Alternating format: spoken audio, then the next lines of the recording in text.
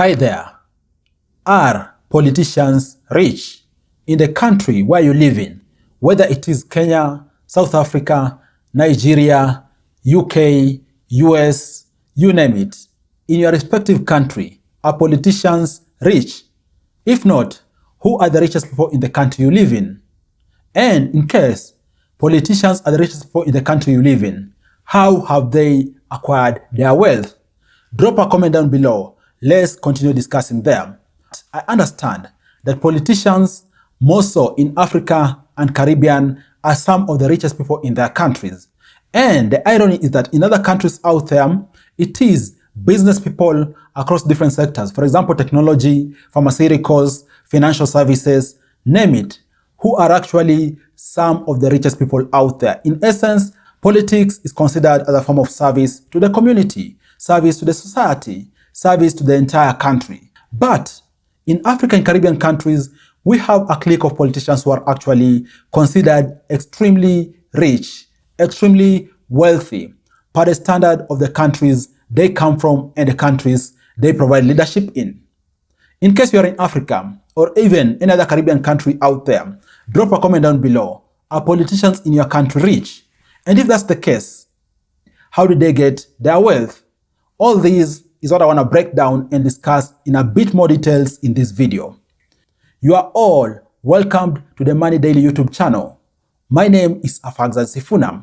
And by the way, if it's your first time here, kindly consider subscribing to this channel. Subscribe because I give you all a video each and every day on how you can possibly increase or multiply the money you have. Having said that, to give you an example, in Kenya, we have 348 MPs, that is members of parliament, right? Also, we have 68 senators who are actually representatives of counties in the Senate, okay? And then we have 47 governors representing each of the counties in the country. Beyond that, we also have members of the county assembly, in essence, MCAs representing different wards across the country. And for that, we have almost 1,500 MCAs. If you do the math, this brings you to upwards of 2,000 active politicians in the country.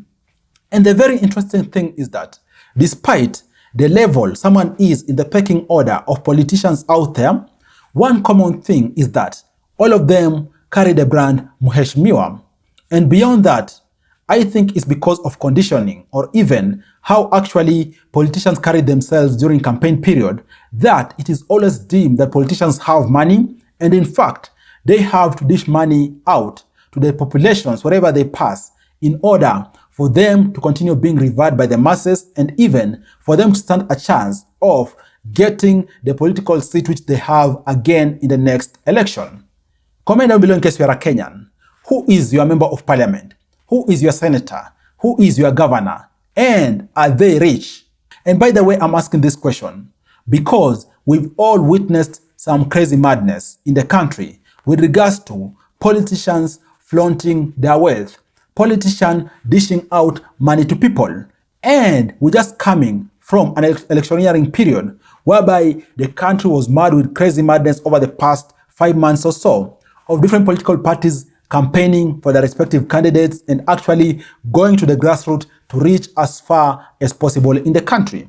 And just to give you an example of this kind of madness which we've seen in the past few years is, for example, we saw the former governor of Nairobi County, Mike Sonko, who was actually flaunting his wealth in public. We're talking about all the bling blings, right? We're talking about him giving people money in public and so forth. Beyond Mike Sonko, we also saw, for example, William Kabogo, the former governor of Kiambu. Actually, he was on record stating he has a lot of money, right? In fact, it is alleged that at a particular point in time, he said he can actually put his money down right from Mombasa to Uganda, 1,000 shilling notes all the way, and this money won't get exhausted, which is kind of insane if you think about it.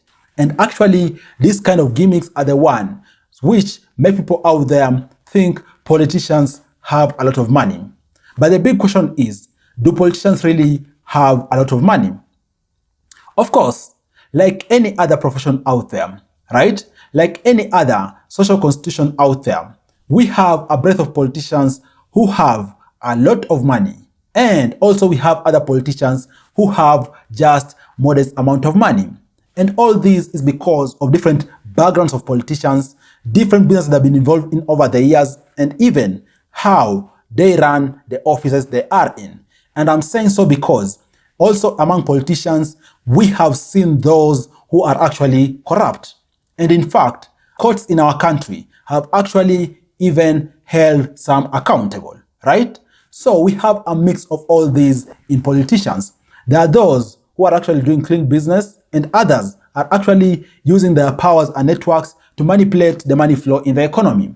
Having said that, how do the genuine politicians make their money? I want to talk about how the genuine politicians make their money. I'm not about the business of talking about how those uncouth politicians out there make their money, because news medias out there allege the different levels of corruptions in Kenya, in other African countries, in some Caribbean countries, and so forth.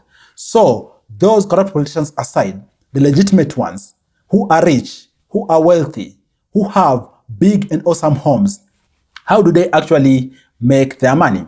The politicians who are legitimately rich are actually rich and continue making money because of three key things. And they understand these three key things, which I want to share with you. And hopefully you could tap into any of these insights for you also to be able to actually accumulate wealth and also be able to scale whichever kind of wealth you may accumulate over time. First thing, they understand that someone to make money, they need money. That's why those politicians who are legitimately rich have worked so hard for them to be able to amass the required amount of money, for them to reach a point where by now they can scale up their investments and so forth.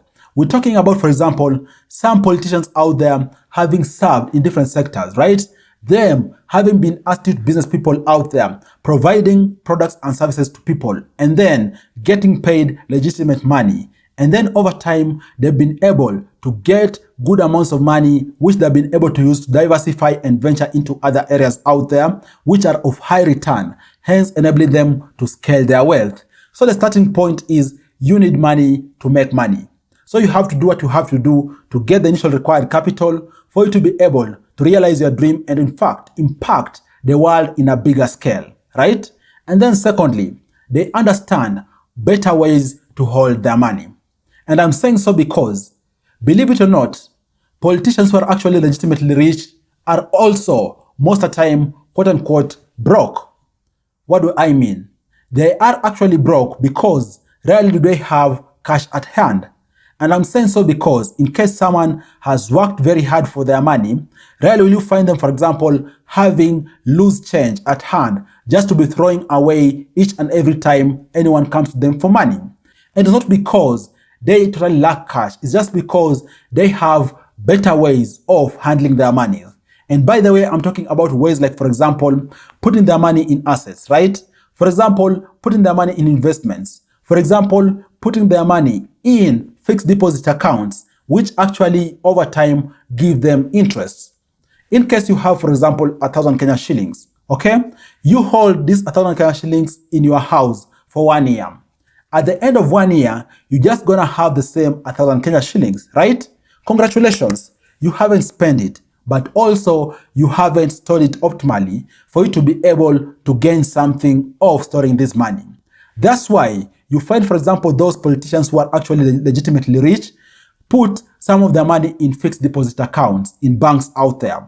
And through these mechanisms, they can easily be able to get somewhere between 5% to even 10% per annum on the monies they have trusted banks to hold for them as fixed deposit amounts in the bank. And by the way, there's a difference between fixed deposit accounts and your current account, which you run from the bank day in, day out. Fixed deposit accounts have very stringent conditions in that they give you maybe some quotas with which you can be withdrawing money off your account. Yes, it may look like an uphill task, but if you have a lot of money, if you have tens of millions, you can comfortably, for example, say you put in there 100 million for it to be there for 1 year. And by the way, this 100 million can easily bring you 7 million more in case the interest on fixed deposits is 7%. So that's one easy way of ensuring you store your money in the most optimal way. And even beyond that, they also delve in other low-risk investments out there to ensure it is a form of saving through investing. And that leads me to my third point. They understand the power of multiplying their money. And over time, they have been able to perfect something called increasing your earning through a portfolio.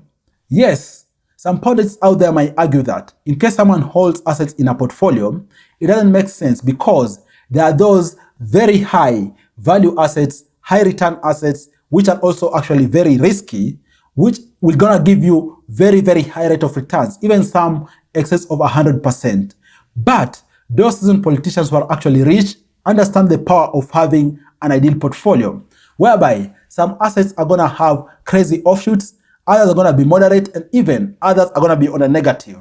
But in aggregate, someone is gonna get somewhere between 8% to about 12% per annum of their investments bucket. And this is something they use pretty well because through investments, someone can be able to scale their assets. And also in line of that, when it comes to multiplying their money, they're also delving into different kind of businesses out there, different kind of assets which are actually continuing to look back into their income pot. For example, jumping in real estate. In Kenya, we have a good number of politicians who are actually landlords. They own multiple flats out there. They own multiple housing businesses out there. They own multiple land or construction businesses out there. They understand the power of real estate because in case someone invests in real estate, they're going to be setting themselves up very well to get rental income, whether it is through residential real estate, whether it is through commercial real estate, and so forth. And then, beyond real estate, they also jump into businesses. As a way of multiplying their money, politicians are actually very huge in doing businesses in Kenya. They are actually very heavy in manufacturing, very heavy in the service industries, and so forth. They understand that through doing business, someone is able to get profit. And then over time, they're going to be able to continue amassing more and more wealth because their income streams are going to be expanded and they're going to be able to actually scale much, much faster. That is how legitimate politicians actually are making their money. And it's no different from how other people out there, other professions out there are also making their money. Understanding you need money to make money. Understanding you need to store your money optimally. Understanding you need to invest. Through this understanding, you're going to be able to have a pathway through which you're going to be able to scale your wealth. You're going to be able to scale any money that you have. What do you think? I hope you've learned a thing or two from this video.